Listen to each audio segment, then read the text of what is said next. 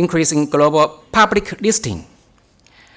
Because of the economic globalization, many companies to go public listing on other countries. For example,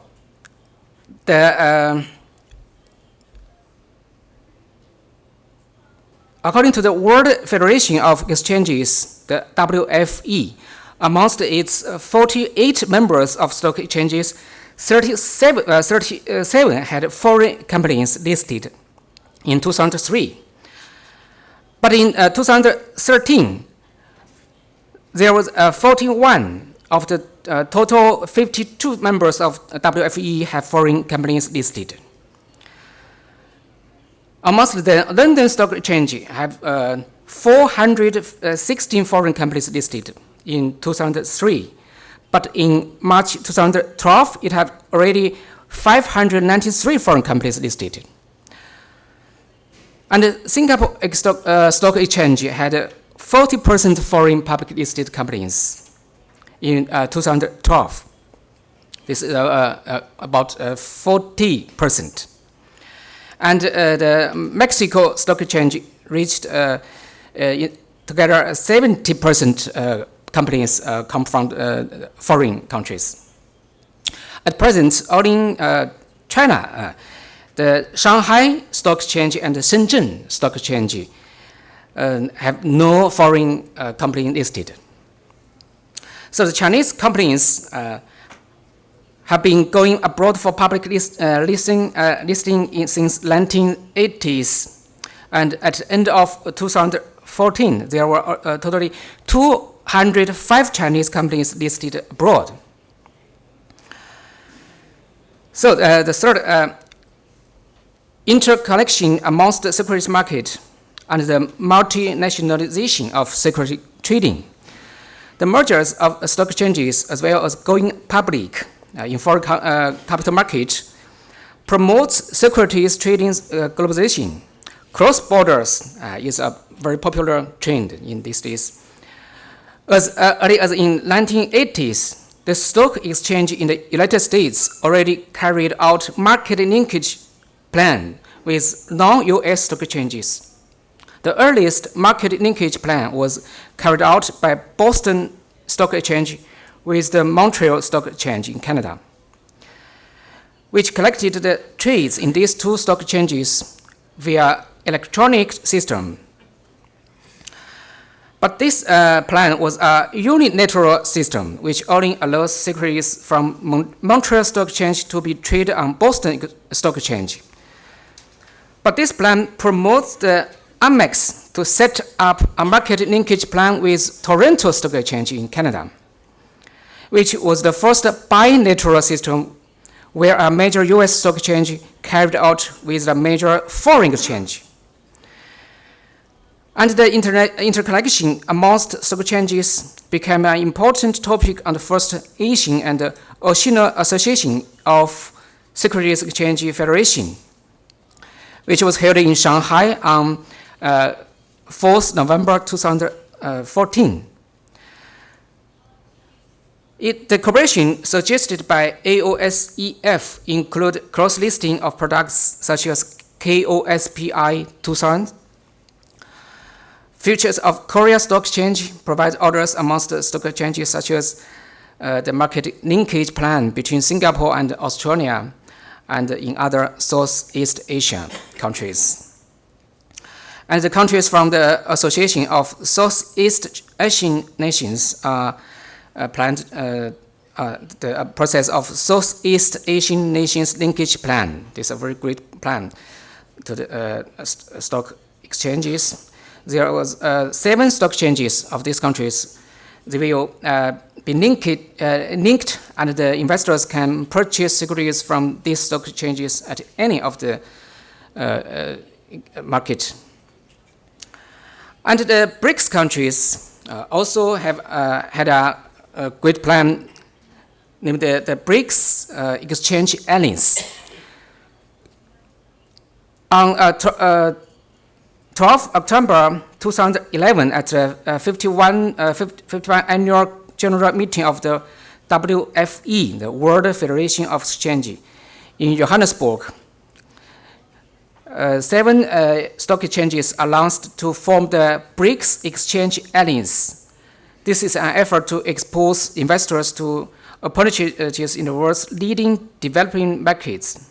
This initiative further underlined the economic coordination amongst the BRICS countries and brought significant influence to global economy.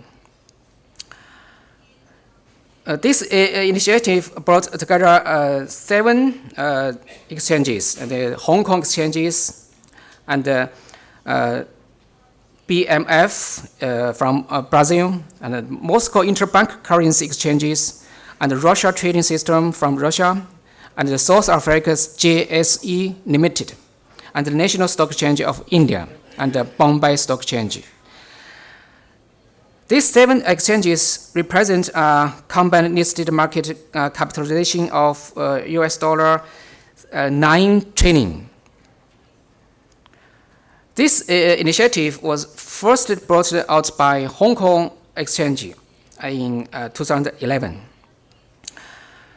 And on 14th March 2012, at the 37th Annual International Futures Industry Conference in the USA, the benchmark equity index derivatives on the boards of each of the alliance members' markets should be listed on 13th March 2012.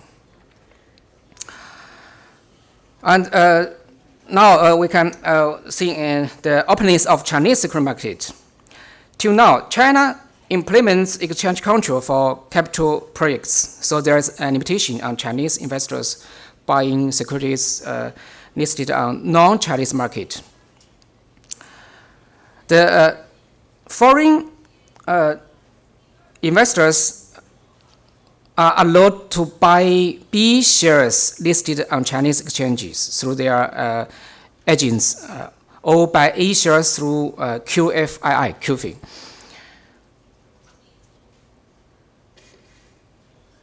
And the Chinese investors can invest in foreign capital market through the QD. In recent years, China has been expanding the speed of liberalization of the capital market. By the end of 2014, China Securities Regulatory Commission has approved foreign investment into 13 securities companies, 28 funds, and 3 future products companies in China.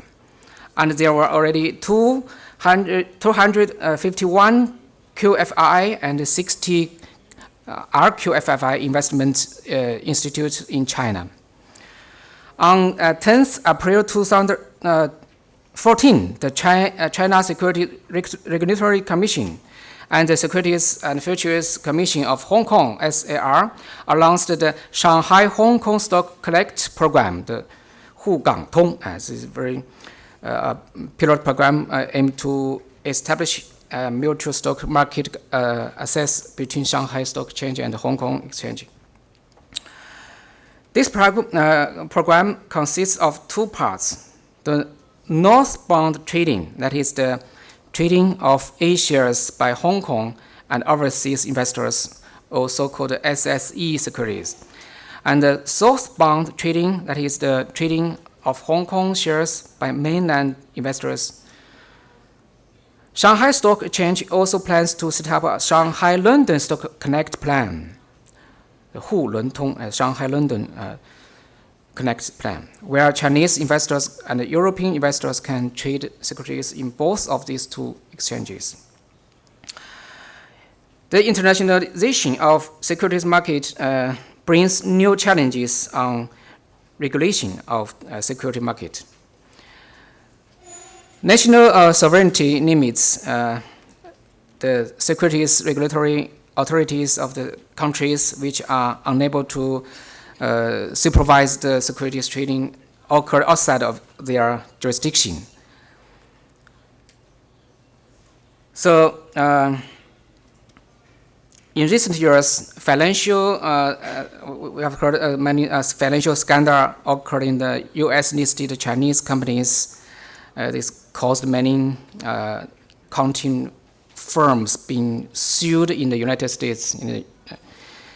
For example, the LFT case, where the Deloitte China refused to provide its audit scripts. This was settled on 27th January 2014 under negotiation between the SR of China and the US. However, the administration judge at the SEC ruled on 22nd January to suspend the Big Four accounting firms' auditing work in the US for 6 months. Nowadays, the developed countries represented by the USA are expanding their securities regulatory rules to developing countries through enacting various international standards by trans-governmental organizations or non-governmental organizations, or through providing various technical assistance projects. The purpose of these developed countries is to deprive future through using their soft powers to establish by rules setting. For example, the UNIDROIT enacted the Convention on Substantial Rules regarding intermediated securities. That's the Geneva Securities Convention in October 2009, and then started to promote this convention in many activities for the purpose to having more countries accept it. And the UNIDROIT even set up committee on emerging markets issues follow-up and implementation, and its secretary has drafted a guideline for the purpose to promoting the convention to the emerging countries. And in the Istanbul conference in 2013, the committee published a legislative guide on principles and rules of enhancing trading in securities in emerging markets as a reference for the legislator from developing countries. The developing countries, including China and BRICS countries, should establish a new international financial framework as well as strengthen the source cooperation in the effectors to enhance their influence on international field. And as of August 2015, China Securities Regulatory Commission has concluded 62 bilateral cooperation memoranda with regulatory authorities of foreign countries. As for the BRICS countries, China Securities Regulatory Commission has signed the memoranda of regulatory cooperation concerning stocks with Brazilian Securities and Exchange Commission on 12th November 1997, and the memoranda of regulatory cooperation concerning futures, respectively, with Financial and Fiscal Commission of South Africa in 2002, and with the Securities and Exchange Board of India in 2006, and with the Central Bank of the Russian Federation in 2016, in this year. Okay, the request from foreign regulatory authorities for assisting investigations have been gradually increasing. For example, China Securities Regulatory Commission in 2013 received 19 requests and sent out 6 requests for assistance in this field. In order to improve the assistance in investigation mechanism, China Securities Regulatory Commission has set up a coordination mechanism with Ministry of Justice and Ministry of Foreign Affairs at the beginning of 2013. So, because of the time limit, I will not list the example. And in March 2013, the China Securities Regulatory Commission set up a procedural guideline for cross-border auditing of cooperation work, which allows foreign regulatory authorities to carry out audit under bilateral or multilateral cooperation framework with China. So, with the globalization of the securities market, so we need more extensive cooperation in the securities cooperation. And I think the forum, the BRICS Legal Forum, is a very good chance for us to build more good bilateral or multilateral agreements in this field. And I hope that we will talk more about this in the last years. So thank you very much for your.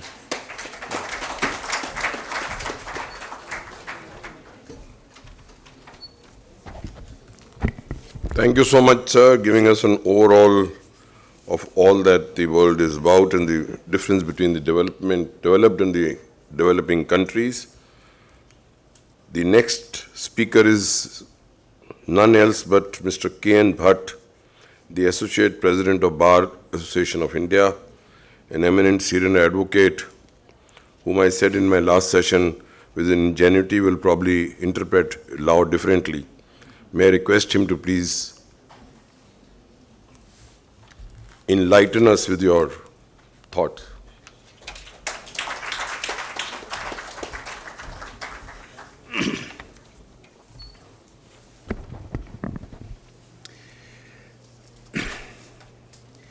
My friend, Mr. Chandok, ladies and gentlemen,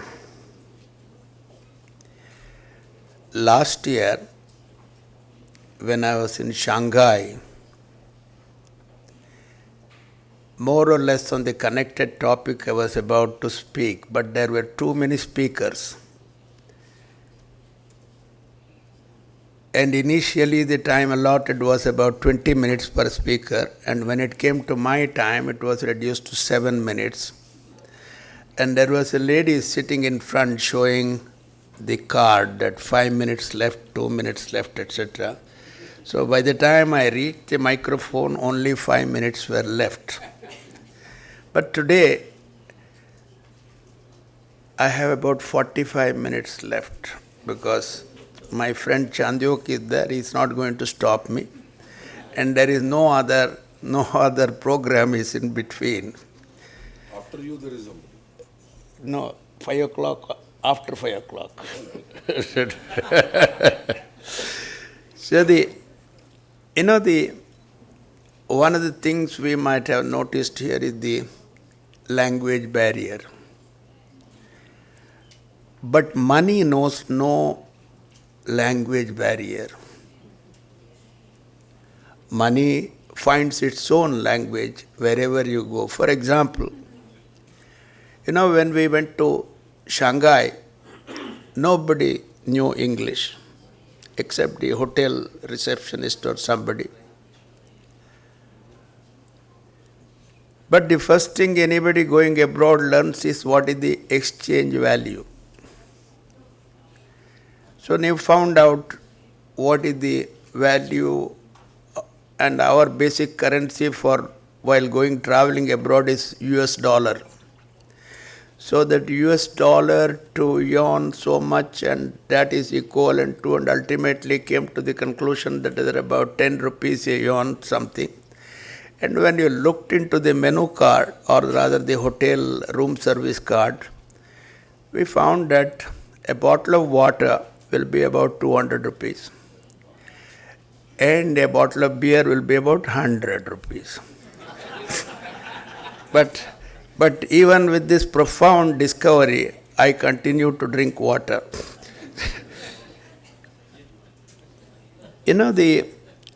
This topic I took up because, New Development Bank, which was started, it was the first concrete step by the BRICS countries. Any amount of speeches is not equivalent to one concrete step you have taken. And that is where New Development Bank comes in. As you all know, the idea was conceived in New Delhi in 2012, the BRICS conference. And the first draft was signed in Durban, South Africa in 2013. And on 15th of July 2014, in Fortaleza, Brazil, the agreement starting the new development bank was signed. You know, normally somebody would have said that this is a small step, why should anybody bother? But The Economist of London, a reputed weekly magazine, published a column within 4 days after the birth of the new development bank, and it is worth reading from or reproduced for your purpose. The heading of the article was "An Acronym with Capital."